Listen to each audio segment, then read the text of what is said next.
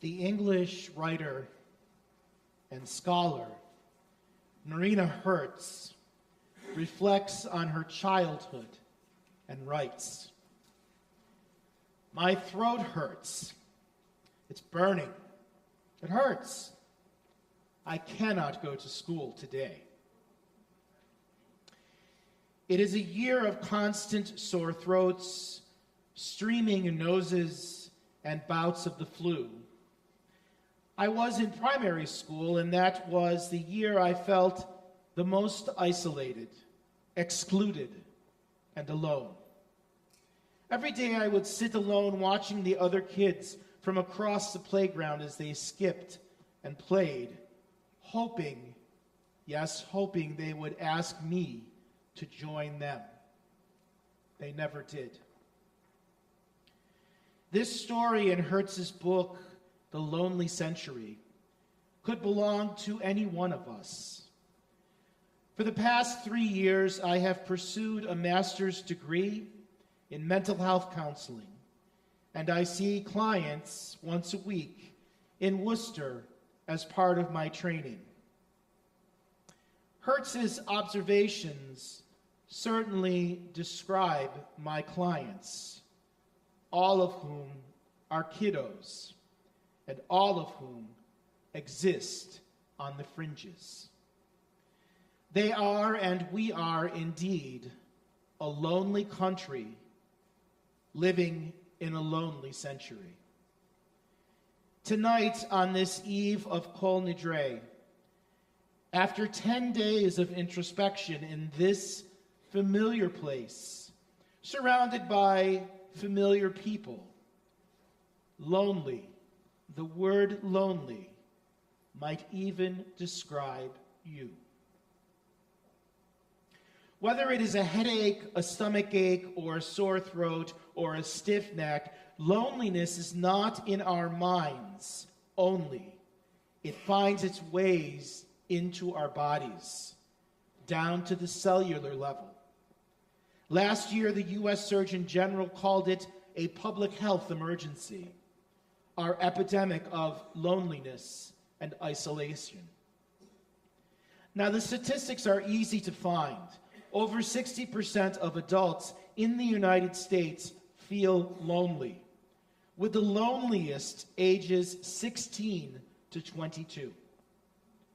The number of people who live alone has increased by 30% in the last few decades.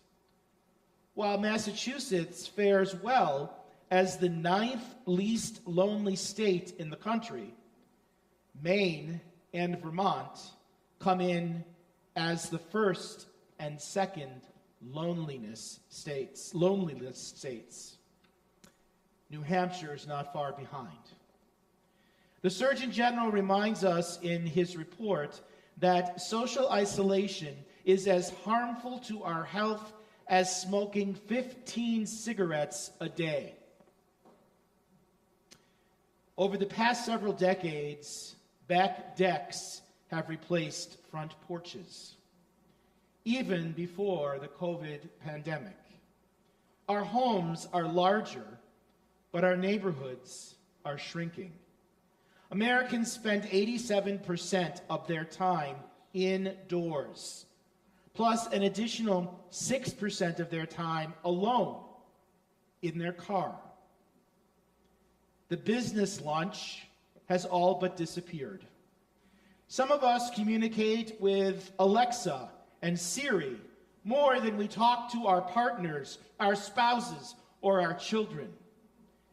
And I don't know if you have noticed, they built a new Starbucks near my apartment in Ashland. That Starbucks has more drive-through windows and pick-up parking spots, but fewer tables and chairs inside. In our high school Tuesday night program, our faculty often comment on how apprehensive teens are about face-to-face interactions. They sit, happily enjoying their pizza, at round tables in the social hall, round because they're meant to allow them to converse with each other. But rather than converse with one another, they text each other across the tables. Our faculty often suggests that we take away their phones and force them to look at one another, to talk to each other. Still, I fear that they, and from my experience as a mental health counselor, our society is actually losing its social script. Would we have to give a course on Tuesday nights on interacting if we took their phones away? Speaking to each other in real time, what does that mean? Or looking someone in the eyes. We have become a lonely society of disconnected people, and it is shocking just how far we have departed from the communities of our childhood. The writer Claire Ronan said, if loneliness were a color, it would have to be a dark gray, because that is what it feels like when it hits you right in the stomach. It is a horrible, gut-wrenching feeling. No one knows how you feel inside. The Hebrew word for loneliness, bididut, is used only twice in the Hebrew scriptures to describe individuals, and both times in the negative. In Genesis, God tells Adam, the first human, that he should not live alone.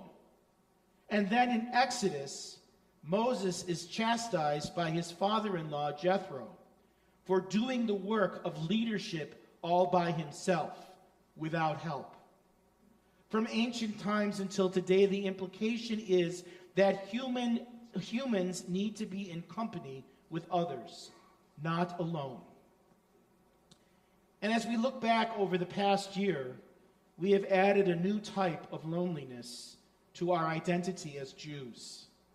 It is a collective, post-October 7th loneliness that 1 year later still feels as imminent as it did when we woke up on that morning and realized that life in the state of Israel and our lives as Jews had changed forever. It is a shared Jewish loneliness that has left us feeling misunderstood as a people, truly alone as a community. Whether we live in North America, in Israel, or elsewhere, child or adult, religiously observant, less so or not at all, even if we have never stepped onto Israeli soil, Jews worldwide feel isolated, let down by our neighbors and allies, disappointed in diplomacy, discouraged in the face of anti-Semitism, ashamed and unseen. Historian and former diplomat Michael Oren writes, anti-Semitism stems on the left from anti-racism, anti-meritocracy, and intersectionality, and on the right from claims of Jewish power and conspiracy. Either way, right or left, or in between, the result is Jewish isolation. The results on campuses where Jewish students worked without end to get accepted, only to find themselves unwelcome. And social media in which Jewish memes intermingle with those of adorable kittens. My friends, the reality today is that we are being shunned by people who just yesterday we thought were our friends. How many of us have unfriended someone this past year on social media? I did. A friend of over 50 years who I just could not listen to anymore. I miss him, or at least I miss the person I once knew. When we look closely at Jewish history, we see that what we feel is not new at all. From the beginning of our story, Jews have been the people who are different from the rest, and not just demographically as a people from Mesopotamia, the other side of the Jordan River, but as a qualitatively different community with a distinct message. Abraham, the first Jew, called Ivri, meaning one from the other side. Abraham was a monotheist in a polytheistic world. His innovation was in his vision of a single God who demanded obedience and morality.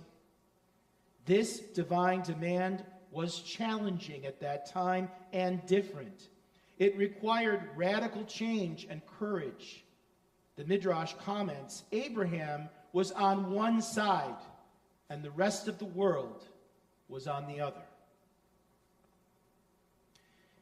Dara Horn, the author of People Love Dead Jews, relates an incident about what it means to be a people that dwells apart.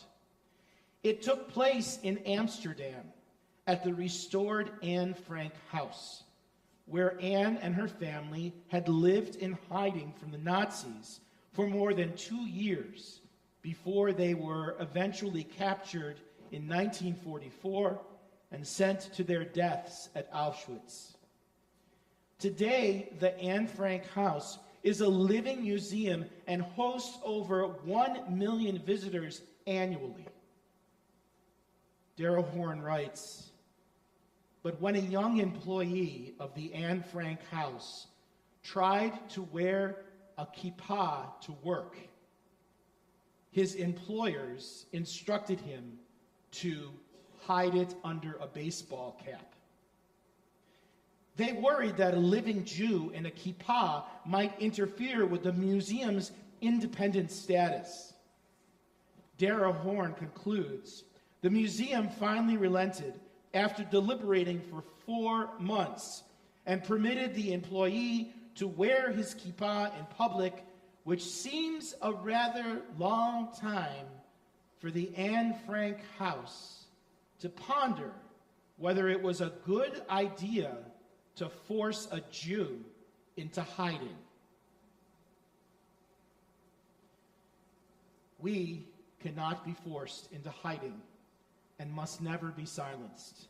This past year, perhaps more than any other since the Holocaust, reminds us that being a people apart means facing deep pain that comes from being hated, being othered.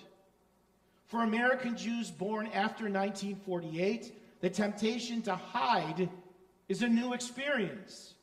The muscle memory of the many generations before us who had to repel the forces of anti-Semitism has been lost and forgotten.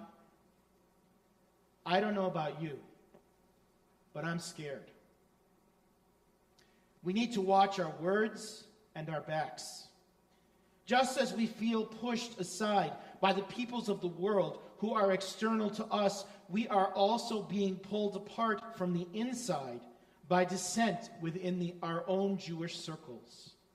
The pressure to conform, our fear of rejection, and our inability to respond in a unified way to the challenges of this moment have left us empty, confused, and directionless. Yet it was Albert Einstein who said, in the middle of difficulty lies opportunity. And I would add, in the middle of loneliness, we find community. And it is with this optimism that we arrive here tonight at the gates, asking for forgiveness, wholeness, and peace. And tonight, my friends, we must, as one people, resolve to set aside our loneliness. It is time to come together as a community in reflection. And tonight, we join Jews worldwide and commit to that road less traveled, to the distinctly Jewish activity of teshuvah, turning our individual loneliness into deeds of social justice, turning our existential loneliness into opportunities to create authentic community, turning our inclination to hide our acts of repair, of tikkun olam. Tonight, we renew our promise to step up and improve the world. And this year, especially, we need to double down and be bolder and stronger than ever. We need to take the gifts that previous generations transmitted and enact them. We need their gifts of resistance, survival skills, and tireless energy to push our remarkable Jewish story forward in time and space. We are here to ensure that Judaism will not only survive, but thrive. We are here as guarantors that the Jewish people will not just continue, but they will loudly and proudly fulfill our mission to be a light unto the nations. Over and over again, living not in loneliness but in community has saved Jews and saved Judaism. It is not always easy. We have never been a homogeneous monolith. We disagree, we diverge, we differ, but it is in our diversity that we find unity. Now is the time to step out of isolation and hopelessness, overcome the shock and horror of 1 year ago, and draw closer to our community, our synagogue, and, most importantly, to one another. We need to hear one another, celebrate and mourn more passionately than ever before. Like our High Holy Day liturgy, we need to replace the words I and me with the language of we and us. This year, at the sounding of the shofar, we must wake up and live out the ethical monotheism that we promised the world. We must face the future with optimism and hope. In an interview with the New York Times shortly after October 7th, Rabbi Sharon Brous told the following story from the Mishnah. When the temple stood in Jerusalem, people would take pilgrimages to observe the holy days and festivals. They would ascend the steps to the Temple Mount and then go through an arched entryway. They would turn to the right and then circle the courtyard's perimeter. Finally, they would return under the arched entryway and exit the courtyard. Except the Mishnah says, for those who were lonely and brokenhearted. These people would go up to Jerusalem, they would ascend the steps and walk through the very same arched entryway, but instead of turning right, they would turn left and circle the courtyard. Everyone who passed them, coming from the right, would stop and ask a simple question. What happened to you? The person would answer, my loved one died. I'm worried about my child. I am lonely.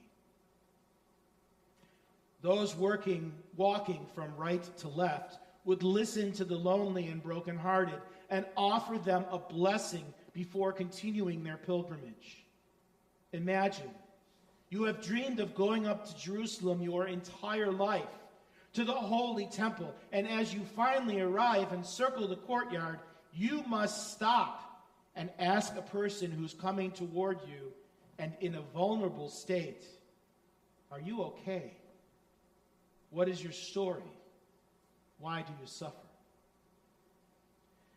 I would guess at that moment, neither group wanted to stop, to look in a stranger's eyes and share sorrow and blessing.